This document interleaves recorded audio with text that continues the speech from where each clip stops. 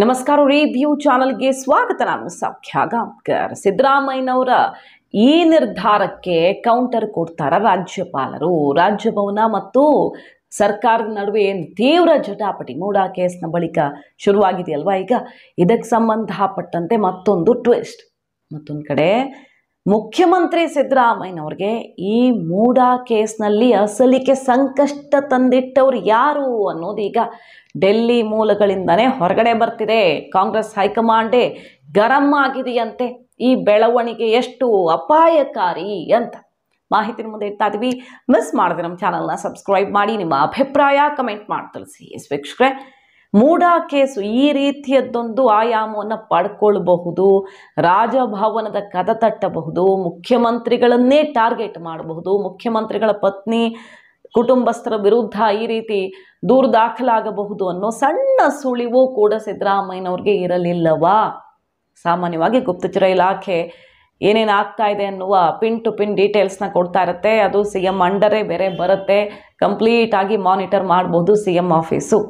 ಇಡೀ ರಾಜ್ಯಕ್ಕೆ ಸಂಬಂಧಪಟ್ಟಂತಹ ಹಲವು ಬೆಳವಣಿಗೆಗಳ ಬಗ್ಗೆ ಎಚ್ಚರಿಸ್ತಾ ಇರಬೇಕು ಗುಪ್ತಚರ ಇಲಾಖೆ. ಆದರೆ ಎಂಥ ಫೇಲ್ಯೂರ್ ಅಂದರೆ ಮುಖ್ಯಮಂತ್ರಿಗಳಿಗೆ ಆಘಾತವನ್ನು ತಂದಿಟ್ಟಿದೆ ಗುಪ್ತಚರ ಇಲಾಖೆ. ಈಗ ಕಾಂಗ್ರೆಸ್ ಹೈಕಮಾಂಡ್ ಗರಂ ಆಗಿರೋದೇ ಇಲ್ಲಿ ಮೂಡಾ ಕೇಸ್ಗೆ ಸಂಬಂಧಪಟ್ಟಂತೆ. ಇಂಟ್ರೆಸ್ಟಿಂಗ್ ಮಾಹಿತಿ ಒಂದು ಹೊರಗಡೆ ಬರ್ತಿದೆ. ಈಗ ಮೂಡಾ ಕೇಸ್ನಲ್ಲಿ ದೂರು ಮತ್ತೊಂದು ಎಲ್ಲ ಸದ್ದು ಮಾಡಿದ್ದು ಯಾವಾಗ? TJ ಅಬ್ರಹಾಂ, ಸ್ನೇಹಮಯಿ ಕೃಷ್ಣ ಇವರೆಲ್ಲ ಮಾತಾಡೋಕೆ ಶುರು ಆದಮೇಲೆ, ಮೈಸೂರಿನಲ್ಲಿ ಕೆಲವು RTI ಕಾರ್ಯಕರ್ತ ಗಂಗರಾಜು ಅವರೆಲ್ಲ ಡಾಕ್ಯುಮೆಂಟ್ಸ್ ರಿಲೀಸ್ ಮಾಡೋದಕ್ಕೆ ಶುರು ಆದಮೇಲೆ.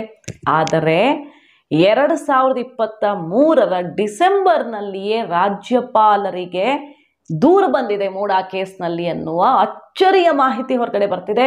ಪ್ರದೀಪ್ ಅನ್ನೋ ವ್ಯಕ್ತಿ JDSನ ನಾಯಕ ಅಂತ ಕೇಳಿರ್ತೀರಲ್ವಾ, ಮೂಡಾ ಕೇಸ್ನಲ್ಲಿ ಅವ್ರ ಹೆಸರು ಬಹಳಷ್ಟು ಸಲ ಬಂದಿದೆ. ಯಾವಾಗ ಬಂತು ಈ ದೂರು? ಅಬ್ರಹಾಂ, ಸ್ನೇಹಮಯಿ ಕೃಷ್ಣ ವಿಚಾರಗಳು ಹೆಚ್ಚು ಸದ್ದು ಮಾಡಿದ್ವು. ಪ್ರದೀಪ್ ಅನ್ನೋರು ದೂರು ಕೊಟ್ಟಿದ್ದಾರೆ ಅನ್ನೋದು ಎಲ್ಲೂ ಹೊರಗಡೆ ಮಾಧ್ಯಮಗಳಿಗೂ ಬಂದಿಲ್ಲ, ಮತ್ತು ಸರ್ಕಾರಕ್ಕೂ ಕೂಡ ಗುಪ್ತಚರ ಇಲಾಖೆ ಎಚ್ಚರಿಸೇ ಇಲ್ಲ. CMಗೂ ಗೊತ್ತೇ ಆಗಿಲ್ಲ. ಅದು 2023 ಡಿಸೆಂಬರಲ್ಲೇ ದೂರು ದಾಖಲಾಗಿದೆ ಅನ್ನೋದು ಗೊತ್ತೇ ಆಗಿಲ್ಲ. ಈಗ ಇಷ್ಟೆಲ್ಲ ಹೈಡ್ರಾಮಾ ಹೊರಗಡೆ ಶುರುವಾದ ಮೇಲೆ ಮುಖ್ಯಮಂತ್ರಿಗಳು ದಿಢೀರಂತೆ ಎಚ್ಚೆತ್ತುಕೊಳ್ಳುವಂತಾಯಿತು. ಈಗ ಕಾಂಗ್ರೆಸ್ ಹೈಕಮಾಂಡ್ ಸಿಟ್ಟಿಗೆದ್ದಿರೋದೇ ಇದಕ್ಕೆ. CMಗೆ ಈ ಮಾಹಿತಿ ತಲುಪಿದ್ರೆ ಎಚ್ಚೆತ್ತುಕೊಳ್ಳಬಹುದಿತ್ತು. ಈಗ ಇಷ್ಟೆಲ್ಲ ಹಂಗಾಮ ಆಗೋ ತನಕ ಬಿಟ್ಟಿದೆ ಹಾಗೆ. ಗೊತ್ತೇ ಆಗಿಲ್ವಾ ಯಾರ ವೈಫಲ್ಯ ಇದು ಅಂತ ಹುಡ್ಕೋದಕ್ಕೆ ಹೋದಾಗ ಮಾಹಿತಿ ಸಿಕ್ಕಿದೆಯಂತೆ. CM ಆಫೀಸ್ನ ಒಬ್ಬರ ಅಧಿಕಾರಿಗೇನೆ ಸ್ವಲ್ಪ ಬೇಗ, ಅಂದರೆ ಬೇರೆಯವ್ರಿಗಿಂತ ಬೇಗ ಮಾಹಿತಿ ಸಿಕ್ಕಿದೆ. ಸ್ವಲ್ಪ ಏನೋ ಒಂದು ಸುಳಿವು ಸಿಕ್ಕಿ ಎಚ್ಚರಿಸಿದಾಗ ಗುಪ್ತಚರ ಇಲಾಖೆ ಆಮೇಲೆ ನಿದ್ದೆಯಿಂದ ಎದ್ದು ಹುಡುಕಾಡೋದಕ್ಕೆ ಹೋದಾಗ ಗೊತ್ತಾಗಿದೆ ಇದು ಡಿಸೆಂಬರ್ನಲ್ಲೇ ದೂರು ಸಲ್ಲಿಕೆ ಆಗಿಬಿಟ್ಟಿದೆ. ಈಗೇನು ಹೇಳ್ತಾ ಇದ್ದಾರಲ್ಲ, ಅಬ್ರಹಾಂ ಅವರು ಕೊಟ್ಟ ದೂರಿಗೆ ಇವತ್ತು ಕೊಟ್ಟರೆ ನಾಳೆನೇ ಶೋಕಾಸ್ ನೋಟಿಸು, ತರಾತುರಿಗೆಲ್ಲ ಆನ್ಸರ್ ಮಾಡಿದ್ರು. ಇದೇ ಪ್ರಮುಖವಾದ ವಿಚಾರ. ರಾಜ್ಯಪಾಲರು ದ್ವೇಷಪೂರಿತವಾಗಿ ಅನುಮತಿ ಕೊಟ್ಟಿದ್ದಾರೆ ಅಂತ ವಾದ ಮಾಡಲಾಗಿದೆ. ಆದರೆ ಡಿಸೆಂಬರ್ 2023 ಪ್ರದೀಪ್ ಅನ್ನೋ ವ್ಯಕ್ತಿ ದೂರು ಕೊಟ್ಟು ಬಿಟ್ಟಿದ್ರು ಅನ್ನೋದು ಈಗ ಹೊರಗಡೆ ಬರ್ತಿರೋ ವಿಷಯ. ಸೊ ಇದು ಕೂಡ ಮಹತ್ವ ಪಡ್ಕೊಂಡಿದೆಯಾ? ಆಲ್ರೆಡಿ ಅದನ್ನು ಕೋರ್ಟ್ಗೆ ಗಮನಕ್ಕೆ ತಂದಿರಬಹುದಾ? ಇದು ಎಷ್ಟು ಹಳೆಯ ಕೇಸು, ಎಷ್ಟು ದಿನಗಳಿಂದ ಕೊಡಲಾಗಿತ್ತು, ರಾಜ್ಯಪಾಲರು ಟೈಮ್ ತಗೊಂಡಿದ್ದಾರೆ, ಬೇರೆ ಬೇರೆ ದೂರುಗಳನ್ನು ಕನ್ಸಿಡರ್ ಮಾಡಿದ್ದಾರೆ, ಬಹಳಷ್ಟು ದೂರುಗಳು ಬಂದ ಮೇಲೆ ಆ್ಯಕ್ಷನ್ಗೆ ಮುಂದಾಗಿದ್ದಾರೆ. ಈ ರೀತಿಯದ್ದು ಒಂದು ಆಧಾರವನ್ನು ಒದಗಿಸಬಹುದು ಕೋರ್ಟ್ ಗಮನಕ್ಕೆ ತಂದಿದ್ರೆ. ಈಗಾಗಲೇ ಈಗ ಹೊರಗಡೆ ಬರ್ತಿದೆ ಗುಪ್ತಚರ ಇಲಾಖೆಯ ದೊಡ್ಡ ವೈಫಲ್ಯ ಮುಖ್ಯಮಂತ್ರಿಗಳಿಗೆ ಕುತ್ತಿಗೆಗೆ ತಂದಿಟ್ಟಿದೆ ಅಂತ. ನೋಡಿ, ರಾಜ್ಯಪಾಲರು ಈ ಕೇಸೆಲ್ಲ ಶುರುವಾದ ಮೇಲೆ ಪ್ರಾಸಿಕ್ಯೂಷನ್ ಅನುಮತಿಯನ್ನು ಕೊಟ್ಟಿರಲಿಲ್ಲ. ಆ ಟೈಮಲ್ಲಿ ಡೆಲ್ಲಿಗೆ ಹೋಗಿರ್ತಾರೆ, ಮಾಧ್ಯಮಗಳಲ್ಲಿ ಸುದ್ದಿ ಬರುತ್ತೆ. ಆದರೆ ಸರ್ಕಾರಕ್ಕೆ ಇದರ ಮಾಹಿತಿ ಗೊತ್ತೇ ಆಗಿರಲಿಲ್ವಂತೆ. ರಾಜ್ಯಪಾಲರು ಡೆಲ್ಲಿಗೆ ಯಾವುದೋ ಒಂದು ಕಾರ್ಯಕ್ರಮ ನಿಮಿತ್ತ ಹೊರಟು ನಿಂತಿದ್ದಾರೆ, ಮತ್ತು ಹೈಕಮಾಂಡ್ ಅಂದರೆ BJP ಹೈಕಮಾಂಡ್ ನಾಯಕರು ಯಾರ್ಯಾರಿದ್ದಾರೆ, BJPಯ ಡೆಲ್ಲಿ ನಾಯಕರು, ಅವರ ಜೊತೆಗೆ ಮೀಟಿಂಗ್ ಫಿಕ್ಸ್ ಆಗಿದೆ. ಕಾನೂನಾತ್ಮಕವಾಗಿ ಕೆಲವರ ಜೊತೆ ಮೀಟಿಂಗ್ ಮಾಡ್ಕೊಂಡು ಬರಲಿದ್ದಾರೆ. ಸಾಲಿಸಿಟರ್ ಜನರಲ್ ಮೀಟ್ ಆಗ್ತಿದ್ದಾರೆ. ಲೋಕಸಭೆ ಸ್ಪೀಕರ್ ಮೀಟ್ ಆಗಿರೋದ್ರ ಬಗ್ಗೆ ಎಲ್ಲ ಚರ್ಚೆ ಆಯಿತು.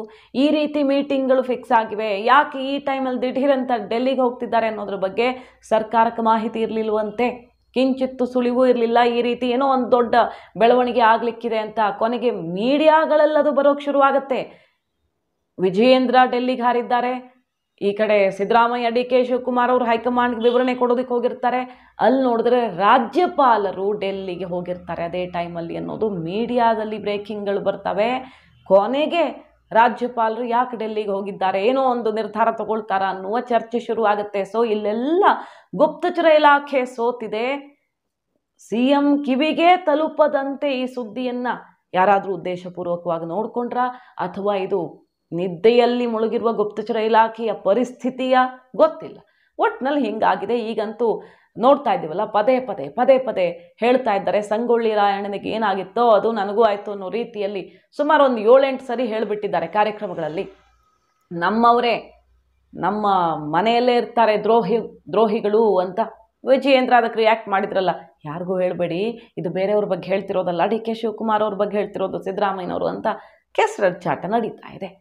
ಇಂಥದ್ದೆಲ್ಲ ಆಗ್ತಿರೋ ಹೊತ್ತಲ್ಲಿಗೆ CM ಕಿವಿಗೆ ಆ ದೂರಿನ ಮಾಹಿತಿಯೂ ಹೋಗಲೇ ಇಲ್ವಲ್ಲ ಅನ್ನೋದು ಈಗ ಅಚ್ಚರಿ ಕಾರಣ ಆಗಿದೆ. ಇದರ ನಡುವೆ ನೋಡಿ, ರಾಜ್ಯಪಾಲರ ಕೆಲಸಕ್ಕೆ ಅವರ ಪವರ್ಗೆ ಬ್ರೇಕ್ ಹಾಕೋದಕ್ಕೆ ಮುಖ್ಯಮಂತ್ರಿಗಳು ಹೊರಟಿದ್ದಾರೆ. ರಾಜ್ಯಪಾಲರಿಗೆ ಅಂಕುಶ ಅಂತ ಈಗ ಚರ್ಚೆಗೆ ಕಾರಣ ಆಗಿರುವಂಥ ಬೆಳವಣಿಗೆ ಇದು. ಕುಲಪತಿ ನೇಮಕದ ಅಧಿಕಾರಕ್ಕೆ ಕತ್ತರಿ ಹಾಕುವ ನಿರ್ಧಾರ ಆಗಿದೆ.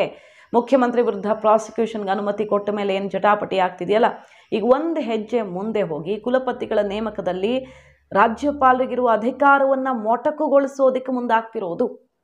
ಮುಂದೆ ಏನಾಗುತ್ತೆ? ಹೊಸ ಕಾಯ್ದೆ ಕರಡು ಪ್ರತಿಯನ್ನು ಸಮಿತಿ ಈ ತಿಂಗಳ ಅಂತ್ಯಕ್ಕೆ ರಾಜ್ಯ ಸರ್ಕಾರಕ್ಕೆ ಸಲ್ಲಿಕೆ ಮಾಡುತ್ತೆ. ಇದಾದ ಬಳಿಕ ಕರಡು ಪ್ರತಿಯನ್ನು ಕಾನೂನು ಮತ್ತು ಸಂಸದೀಯ ವ್ಯವಹಾರಗಳ ಸಚಿವಾಲಯಕ್ಕೆ ಕಳಿಸ್ಕೊಡ್ತಾರೆ. ಪ್ರಾಸೆಸ್ ಸ್ಟಾರ್ಟ್ ಆಗಿದೆ. ಇದಾದ ಬಳಿಕ CM ಬಳಿ ಹೋಗುತ್ತೆ. ಮುಂಬರುವಂತಹ ಸೆಷನ್ನಲ್ಲಿ ವಿಧೇಯಕ ರೂಪದಲ್ಲಿ ಮಂಡಿಸ್ತಾರೆ. ರಾಜ್ಯಪಾಲರ ಅಧಿಕಾರವನ್ನೇ ಮೊಟಕು ಮಾಡುವ ಈ VV ಕಾಯ್ದೆಗೆ ಕೊನೆಗೆ ರಾಜ್ಯಪಾಲರ ಸೈನ್ ಬೀಳದೆ ಅಂತೂ ಪಾಸ್ ಆಗಲ್ಲ. ಅದು ಸೆಷನ್ನಲ್ಲೆಲ್ಲ ಮೇಲ್ಮನೆ ಕೆಳಮನೆಯಲ್ಲಿ ಪಾಸ್ ಮಾಡಿಕೊಂಡ್ರು ಬಹುಮತ ಇದೆ ಅಂತ, ರಾಜ್ಯಪಾಲರ ಸಹಿ ಬೀಳಬೇಕಲ್ಲ. ತನ್ನದೇ ರಾಜ್ಯಪಾಲರ ಅಧಿಕಾರವನ್ನೇ ಮೊಟಕುಗೊಳಿಸುವಂತಹ ಈ ಕಾಯ್ದೆಗೆ ಸಹಿ ಹಾಕ್ತಾರ ರಾಜ್ಯಪಾಲರು, ಅನುಮತಿ ಕೊಡ್ತಾರ ಅನ್ನೋದೀಗ ಅಚ್ಚರಿಗೆ ಕಾರಣ ಆಗಿದೆ. ಮತ್ತೊಮ್ಮೆ ಮುಖ್ಯಮಂತ್ರಿಗಳಿಗೆ ಸೆಡ್ಡು ಹೊಡಿತಾರಾ ತಾವರ್ ಚಂದ್ ಗೆಹ್ಲೋಟ್ ಅವರು ಅನ್ನೋದನ್ನು ಕಾದು ನೋಡಬೇಕು. ಇತ್ತೀಚೆಗಷ್ಟೇ 11 ಮಸೂದೆಗಳನ್ನು ಸಹಿ ಹಾಕದೆ ವಾಪಸ್ ಕಳಿಸುವ ಮೂಲಕ ಸರ್ಕಾರ ಕಂಗಾಲು ಮಾಡಿದ್ರು ರಾಜ್ಯಪಾಲರು. ಈ ಮೂಡ ಜಟಾಪಟಿ ಶುರು ಆದಮೇಲೆ ಅತ್ಯಂತ ಮಹತ್ವದ ವಿಚಾರಗಳೆಲ್ಲ ಹಾಗೆ ಪೆಂಡಿಂಗ್ ಇದೆ. ಅದಕ್ಕೆ ಏನು ಕಾರಣ ಅನ್ನೋದನ್ನು ರಾಜ್ಯಪಾಲರು ವಿವರಣೆ ಕೊಟ್ಟಿದ್ದಾರೆ. ಒಂದೇನೋ ಮೊನ್ನೆ ಅಷ್ಟೇ ಕ್ಲಿಯರ್ ಮಾಡಿ ಕಳಿಸಿದ್ರು ಆ ಪೆಂಡಿಂಗ್ ಇದ್ದ ಮಸೂದೆಗಳ ಪೈಕಿ. ಸೊ ಸರ್ಕಾರಕ್ಕೆ ಯಾವ ರೀತಿ ಸೆಡ್ಡು ಹೊಡೆಯಲಿದ್ದಾರೆ ರಾಜ್ಯಪಾಲರು ನೋಡಬೇಕು. ಈಗ ಮೊನ್ನೆ ಅಷ್ಟೇ ಮುಖ್ಯ ಕಾರ್ಯದರ್ಶಿಗಳಿಗೆ ಆದೇಶ ಕೊಟ್ಟಿದ್ದಾರೆ, ಸೂಚನೆ ಕೊಟ್ಟಿದ್ದಾರೆ. 23 ಸಿದ್ದರಾಮಯ್ಯನವ್ರ ಸರ್ಕಾರ ಬಂದ ಮೇಲೆ ಯಾವ್ಯಾವ ಅಧಿಕಾರಿಗಳ ವಿರುದ್ಧ ಲೋಕಾಯುಕ್ತ ಪ್ರಾಸಿಕ್ಯೂಷನ್ ಅನುಮತಿ ಪೆಂಡಿಂಗ್ ಇದೆ ಅಷ್ಟು ಡೀಟೇಲ್ಸ್ ಕೊಡಿ, ನನಗೆ ಕ್ಯಾಬಿನೆಟ್ ತೀರ್ಮಾನದ ಬಗ್ಗೆ ಡೀಟೇಲ್ಸ್ ಕೊಡಿ ಅಂತ ಕೇಳುವ ಮೂಲಕ ಇನ್ನೊಂದು ಹೆಜ್ಜೆ ಮುಂದಕ್ಕಿಟ್ಟಿದ್ದಾರೆ. ಸರ್ಕಾರ ಭ್ರಷ್ಟಾಚಾರ ಇದಕ್ಕೆ ಸಂಬಂಧಪಟ್ಟಂತೆ ಏನೇನು ಆಗ್ತಿದೆ ಅನ್ನೋ ಕಂಪ್ಲೀಟ್ ಡೀಟೇಲ್ಸ್ ನನಗಿದೆ ಅಂತ ಹೇಳ್ತಿದ್ದಾರೆ. ಮತ್ತೊಂದು ಕಡೆ ರಾಷ್ಟ್ರಪತಿಗಳಿಗೆ, ಗೃಹ ಸಚಿವಾಲಯಕ್ಕೆ, ಪ್ರಧಾನಿಗಳಿಗೂ ಕೂಡ ಇಲ್ಲಿನ ಮೂಡಾ ಕೇಸ್ನ ಇತರ ಅಪ್ಡೇಟ್ಸನ್ನು ಬೆಳವಣಿಗೆಗಳನ್ನು ಕಳಿಸ್ಕೊಡ್ತಿದ್ದಾರೆ. ಸೊ ರಾಜ್ಯಪಾಲರು ಏನು ಯೋಚಿಸ್ತಿದ್ದಾರೆ, ಮುಂದಿನ ಕ್ರಮ ಹೇಗಿರುತ್ತೆ ಅವರದ್ದು ಅನ್ನೋದು ಕುತೂಹಲ ಒಂದು ಕಡೆ. ಆದರೆ ರಾಜ್ಯಪಾಲರ ಅಧಿಕಾರವನ್ನೇ ಮೊಟಕುಗೊಳಿಸುವಂಥ ಕ್ರಮಕ್ಕೆ, ಆ ಪ್ರಯತ್ನಕ್ಕೆ ಸರ್ಕಾರ ಮುಂದಾಗ್ತಿದೆ. ಅದಕ್ಕೂ ಕೂಡ ರಾಜ್ಯಪಾಲರು ಸೆಡ್ ಹೊಡೆಯೋದಕ್ಕೆ ಅವಕಾಶ ಇದೆ. ಸೊ ಇನ್ನೊಂದು ಸುತ್ತಿನ ಜಟಾಪಟಿ ಸುಳಿವು ಸಿಗ್ತಿದೆ. ಮಾಹಿತಿ ನಿಮ್ಗೆ ಇಷ್ಟ ಆಗಿದ್ರೆ ಮಿಸ್ ಮಾಡಿದ್ರೆ ನಮ್ಮ ಚಾನಲ್ನ ಸಬ್ಸ್ಕ್ರೈಬ್ ಮಾಡಿ, ನಿಮ್ಮ ಅಭಿಪ್ರಾಯ ಕಮೆಂಟ್ ಮಾಡಿ ತಿಳಿಸಿ. Thank you.